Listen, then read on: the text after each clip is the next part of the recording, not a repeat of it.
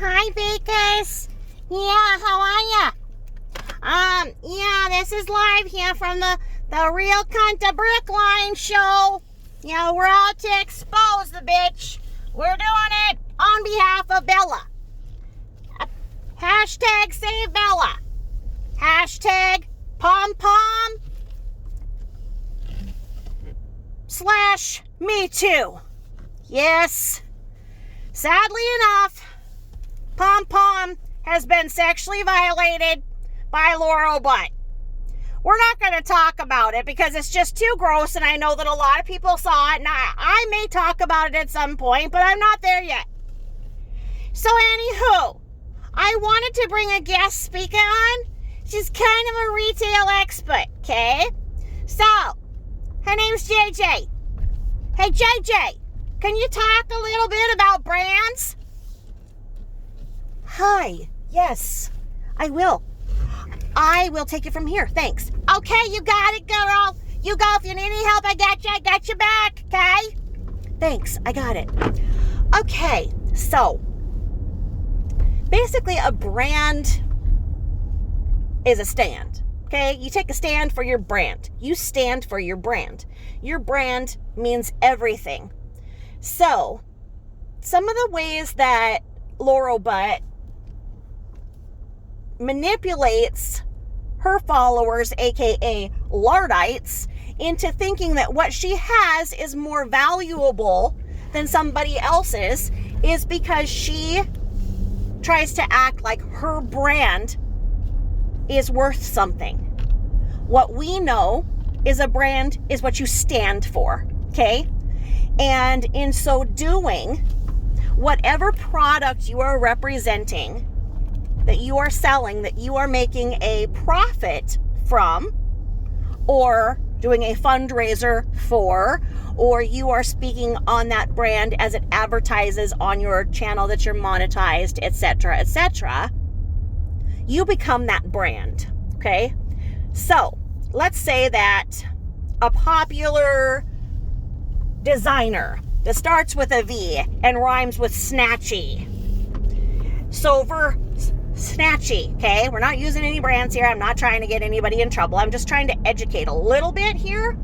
So let's say that brand, Snatchy with a V, Snatchy with a V and an N, that's not working out, okay? You know what I'm talking about. It's a V, it's got a C. It's a brand that basically, if it makes a watch that looks disgusting and like crap, it's about $800, and its probable worth in product is probably $2, probably most. But because that brand has that V and those letters and that lion head, it's that brand. So that means that if you have that watch on, you paid $800 for this $2 in products because you're wearing it, and then people see that brand, and with that brand, they might be like, oh, you can afford that brand? Oh, that's luxe. Only these people can afford that. And that designer has been in the business for how long? And that designer has been popular on every New York runway since the 50s. And it's a tried and true, trusted brand. And you've got that instant brand recognition with that symbol. Okay, that's your brand. Okay. Now, let's say that the V, or Snatchy, let's say that popular brand all of a sudden was linked with child labor, that watch was created by small children in terrible working conditions, and all of a sudden it came out. That brand is no longer worth what it once was. That watch is no longer worth $800. It's worth the $2 in product. Okay, you have to be very careful for what you stand for with your brand. Your brand is what you stand for, okay?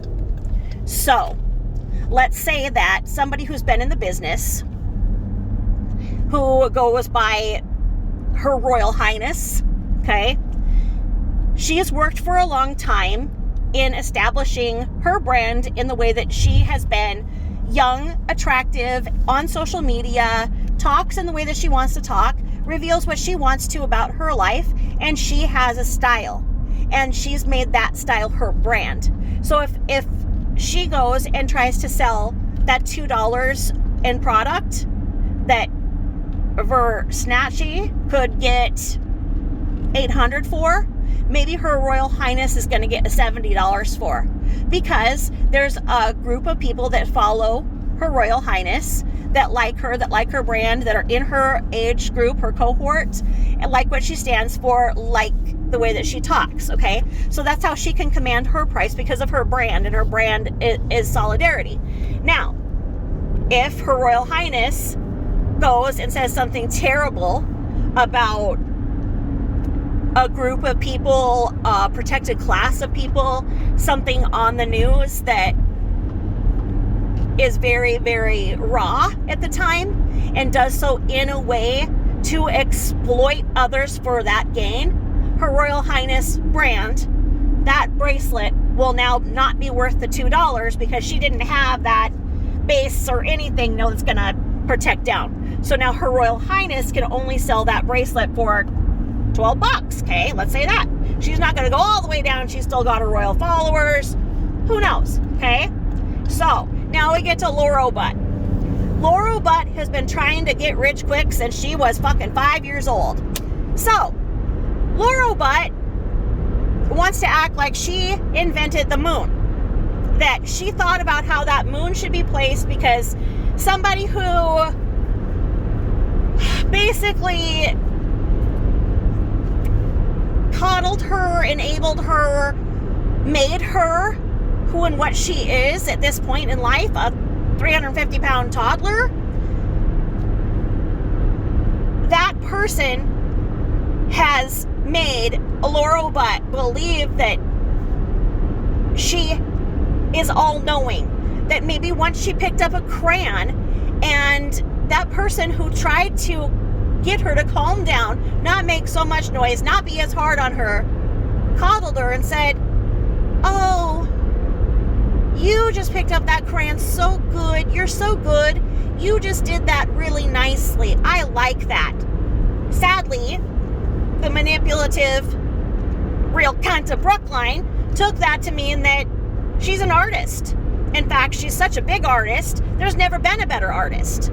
So, she invented the moon, and she placed the moon where it is, because the darkness and the light need to copy each other in a way that the way the moon is positioned is going to reflect the light. But she claims she only knows that because she is an artist, yet has never done anything artistic or extraordinary. It's that she was made to believe that she's something she isn't in an effort to appease her. And she can never be appeased. So therefore, her brand is what? Okay? This is why people supposedly stalk her Etsy, stalk her Craigslist. Asterisk that, we can talk about Craigslist on a different day. I'm trying to talk about the brand and what the brand stands for.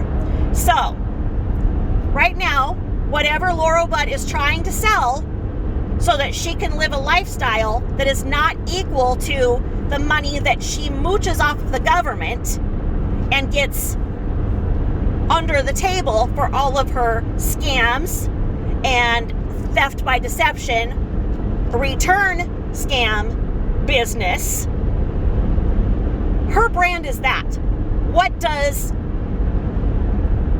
Laura Butt stand for? What do you think of when you see her? Do you see a person that you want to be like? Do you see somebody that you want to model yourself after? Do you see somebody that you want to teach and inspire your children? Do you see somebody who's loving, calm, and nurturing? Unless you checked all those boxes and you are a card-carrying Luddite, the answer would be no. That's the problem here. Branding. So, that is why she cannot command the same price for what she makes, because her brand is weak. Her brand is not worth shit. Okay? So, in her efforts to say that you should pay me more because Her Royal Highness and Versace gets more money for the same product. You should pay me more and do it friends and family so you have no guarantee on anything. And I'm not even going to ship your shit priority. So if it gets lost in the storm, it wasn't insured because she didn't even ship priority. Right now, there have been storms across the United States, and it doesn't take a Luddite to know that you probably shouldn't ship unless you're in good communication with your buyers. That being said, some of the postal carriers are going to go in first out, last out. That means they're taking a loss on all of the things that are in the bottom that they know that they were insured and they have to claim as a loss. So the new stuff is going out before the stuff that is going to be claimed on insurance claims. Doesn't make sense. It's not right, but it's the way that they're going to try to do it to minimize their loss, to protect their brand. So even my own child, who works very hard at his craft and has his own brand, he sold $200 worth of product last week, communicated with his buyers and said, hey, I can't guarantee that this is going to get you by this date. I can't guarantee the condition because of the storms. Would you like to wait? Most people said yes, they would like to wait. Those that waited got their product this week. They're doing great. One person out of them that said they didn't want to wait, ship it anyway, no matter how it comes, they'll be fine. They weren't fine. And so my son, who made $200, had to refund $40 of that of his own money. He doesn't have the profit margin to do that, but he shipped everything priority. He understood. He kept in good communication with his buyers. He's a teenager. These are basic things. Luddite herself, leader of the Luddites, is now trying to act like what she did for the very basic and minimal expectations as a seller should be admirable, and is complaining because one person saw her ship for what it is, saw that she shipped it not even priority, shipped it the cheapest way possible, gave her a crap ass product that there's no brand to stand behind, that there's no talent involved in what is made, and wanted her money back, and rightfully so. And that does not cut into Laurel Butt's profit, because most of the supplies that she has, she is scammed by refund theft, and she is stolen. She goes into Goodwill, she goes into Savers, she goes into Michael's, she goes everywhere, and she steals. Now, we've seen these pieces of jewelry that she claims are this and that, and yes, in the last 24 hours, she's admitted that, yeah, so what, big deal. She sees something, takes it apart, and puts a new bead on it. Yeah, so what? So what? Somebody also put in her vocabulary the word jump ring. So now, when she's trying to talk about how she makes her jewelry, she has to put the word jump ring in there, every other word, because she wants to act like she's a hotshot. She didn't know anything. She does not know what she's doing. There are people who make beautiful, beautiful jewelry that are unheard of because they didn't get a platform by being controversial. They have pride in their work. They're not asking people to give them money to have a product that doesn't match what it is. So basically, if you give Laurel Butt $35 for a bracelet that she has no product out and her brand is shit, what the hell are you doing? That's why. That is why people, maybe myself included, maybe not, but it's why people contact others, because these people have a conscience and see the truth and have also been hurt and exploited by Laurel Butt. That's why. There's not a bunch of stalking women who are doing anything. They have seen animals repeatedly be abused and killed because of this bitch that wants to exploit innocent animals and innocent people for her own gain, because she wants to live a lifestyle that she didn't earn. Okay? That's why. There are not crazy women There's not some heifer out there. And I can't wait. So you know what? I'm going to do this right now. Welcome, Wormy. Hey, Tay-Tay. Hey, Ermon, your little bird wrists. Yeah. You'll come to the side if you aren't already there. I know you're playing because there isn't anybody who can actually stand for what this bitch does and have brain cells and a conscience. So you're either super trolls or abusive in your own right. It's disgusting what you do. Okay? So, I'd shut your mouth about calling people stalkers, heifers, etc., unless you want to square up. Sometimes your mouth doesn't match what your hands can do, and one of these people is going to come and slap you. Oh yeah, a threat? Sure. Is it? Is it a threat? Threat to who? Okay? The reason why people would say something like that is because of some of the death threats that Laura Butt herself has imposed on others during the height of a very controversial and sad day in our American culture. The things that she said on that day hurt her own brand beyond repair. She's not sorry for the things that she said. And one of the biggest problems in all of this is that, as I have revealed, Laura Butt scammed the system to get SSI because she couldn't manage her own money and her drunk binges because she didn't want to have the responsibility of being a mother when she was supposed to be one.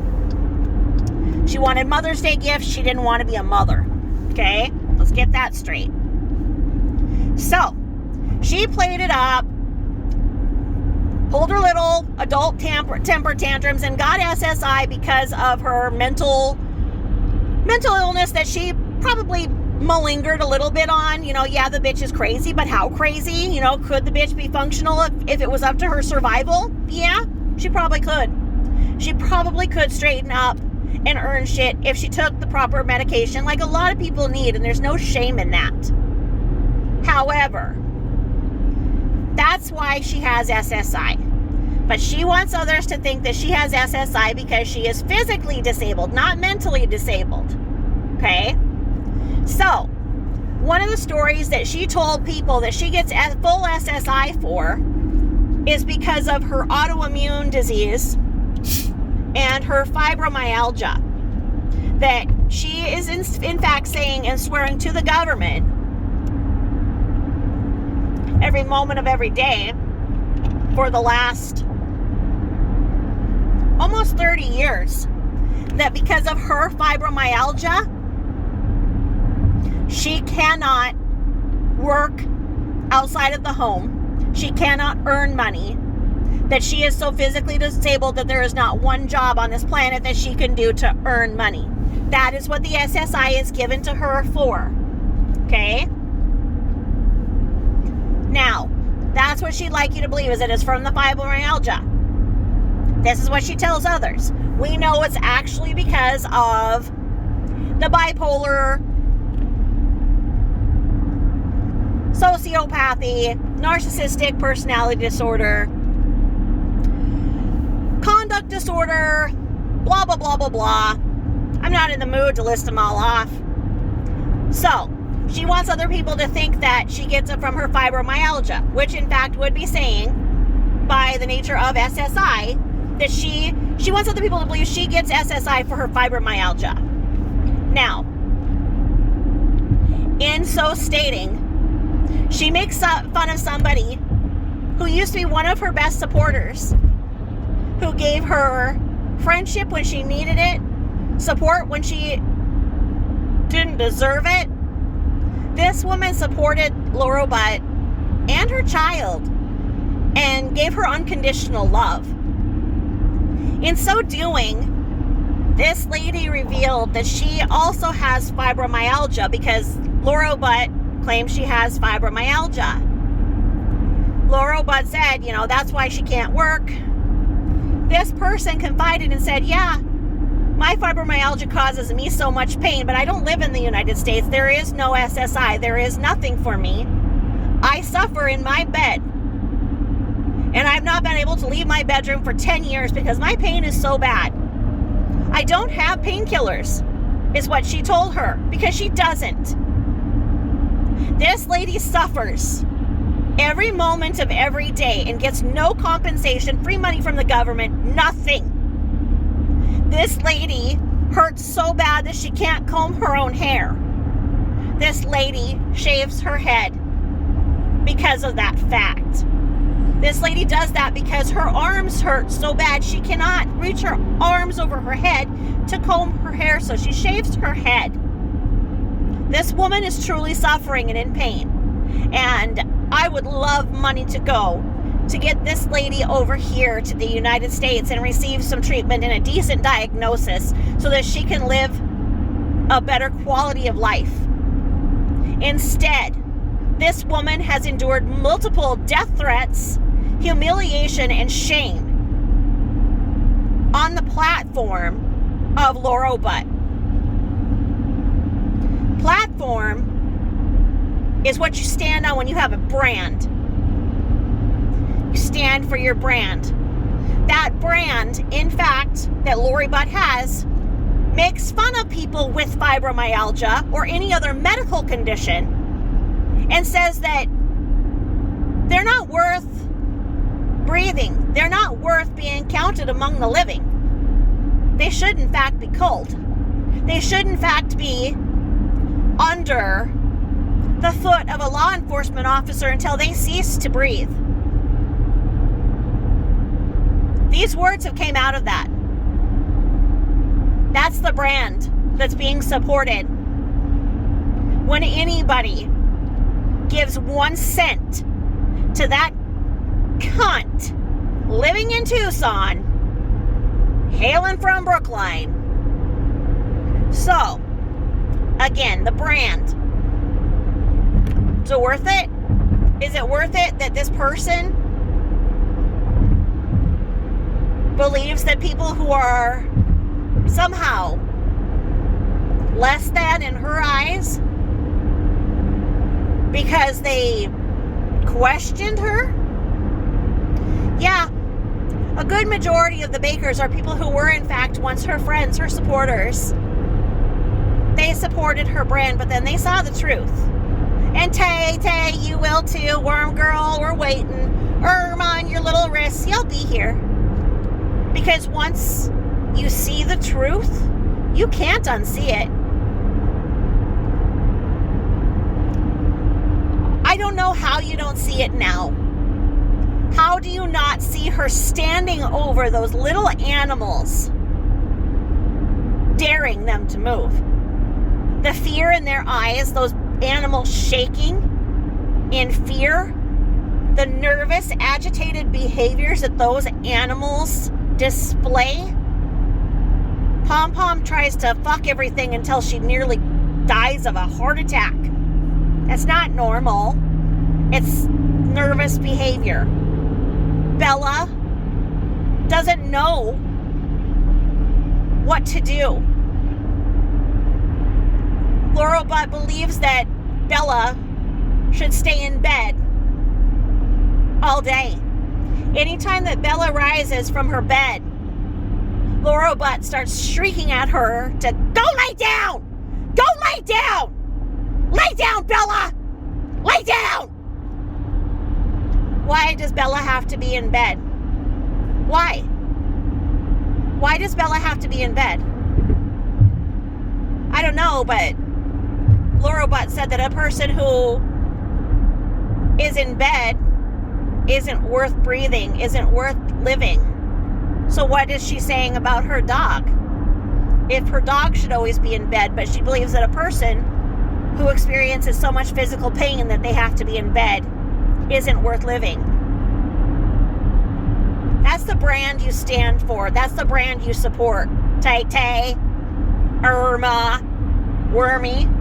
Okay? That's what you support.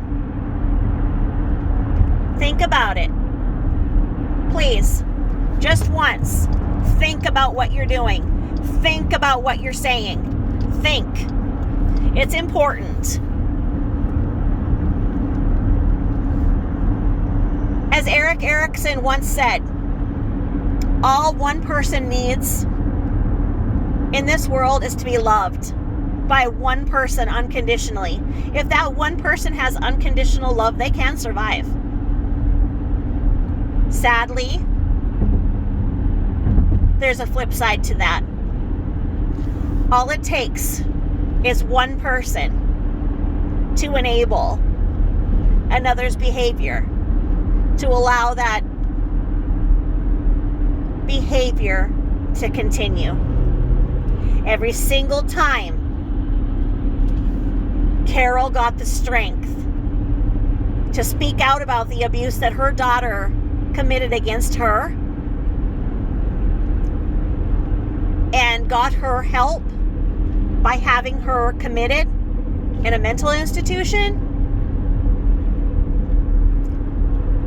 Laura Butt would find one person in there to manipulate, one person to become her best friend, one person to become everything to her that she is to them. All it takes is one.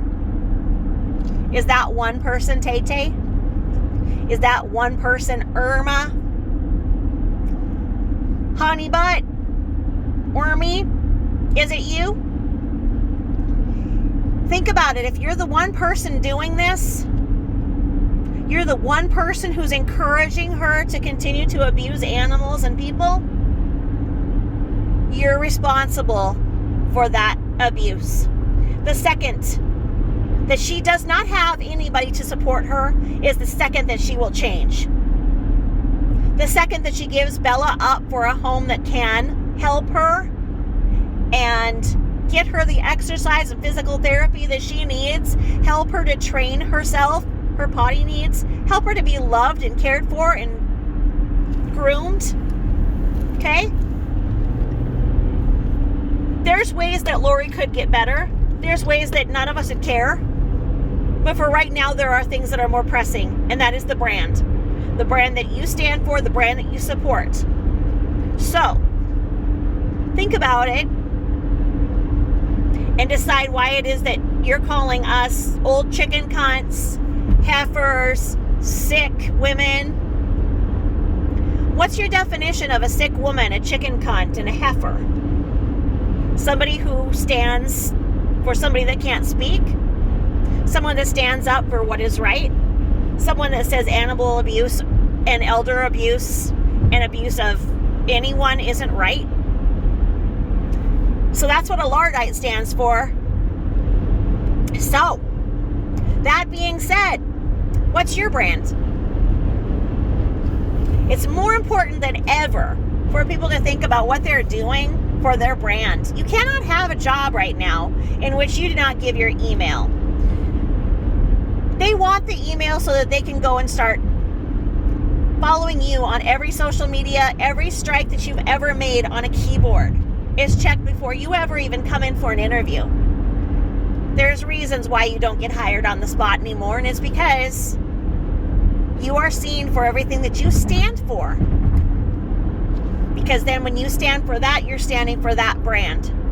So let's say that you want to go and get a job at Bob's Coffee Shop.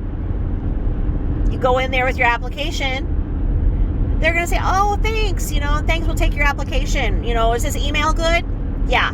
Because even at Bob's Coffee Shop, they're going to go and see if the person who's giving coffee at Bob's Coffee Shop is an animal abuser, speaks out about people, speaks out about people that have disabilities and how they're not worth life, abuses animals, because that person is representing Bob's Coffee Shop. If Bob's Coffee Shop hires a person that stands for that, because you're coming in with your own brand as an employee now, you take on that. Okay? That is either how or how not.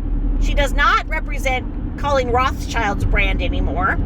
Remember when she used to put jars of that on her Brillo pad and say about how wonderful it was and how it was making her hair so beautiful? Well, yeah. So people did question Colleen Rothschild and say, hey, do you stand for animal abuse? Do you stand for saying that people who are in so much pain don't deserve to live? Is that what you stand for, Colleen Rothschild? Is it?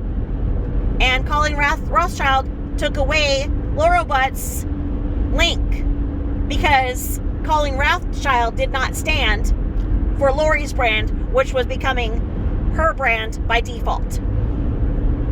Now, Laura Butt used to manipulate people into whatever product she was selling because she needed product credit. The Scentsy thing is a mess. Lori never knew how to sell anything. She never earned her spot correctly by recruiting people. She never inspired anybody. She never supported a team. She bullied people into buying. Okay? She would cry, oh, I just got fired. Oh, I got fired. Oh, how come they do this? I really needed this job to feed my kid and pay my rent. But she has SSI for all of that. Anywho. Oh, I got fired. Oh. Hold while I go and adjust my camera. Oh yeah. Oh, I'm crying about being fired. Oh. You want to make me feel better? Do you? Irma, buy some damn Scentsy from me. Uh-oh. If Irma doesn't buy the Scentsy, what's going to happen? Laura Butt's going to be mad at her, and no one wants Laura Butt to be mad at them.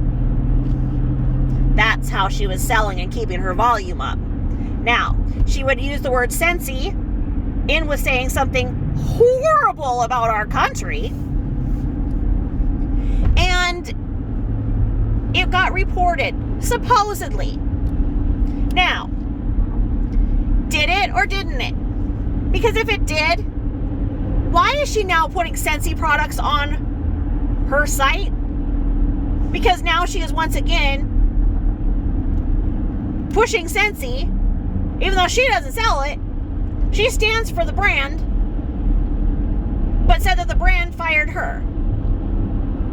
That these people stalked her, that she was getting a lawyer. Oh, is that true or not? I don't know. Was it about the time when she said that somebody really wanted her to have the Lucifer doll and gave it to her? But then she said, oh, she lied about that. And yeah, she actually did pay for it. And now she wants twice or three times the money for it because she tried to make it look like it came out of her vagina. What's true? I don't know. So, is that a quality brand that stands for the truth? Can you depend on that brand? Does that brand stand for the values that you hold? Is there strength in that brand? Is there comfort in that brand that you know that your money is going towards a good cause? I don't think so. I don't. I'd love to know how Lori's brand is something that people support. I think that I'm not comfortable supporting it, and I don't, but I also know that there are people who are not as strong to speak up that do not know what they're doing, and they do find out, and they feel terrible for giving her money. That is why people work on behalf of others that can't speak. Doesn't make them chicken cunts.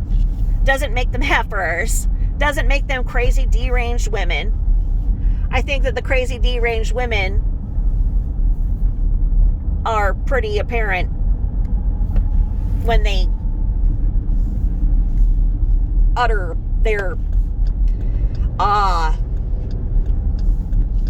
I'd like to say words, but I don't think that chicken cunt, heifer, I don't think those are words that count. I don't know. Anyway, that's my topic that's my take on the brand. I will give the podium back to my sister now, who is the host of The Real Kenta Brookline and the Lardites. Oh! Thanks, sister! I really appreciate that insight on the brand. I'll post this for the bakers and everyone else. Okay? I think it's insightful. I think it makes them think. Then again, you need a brain to think. I don't know. We can't ask for everything. All right. All right. Over and out, Bakers.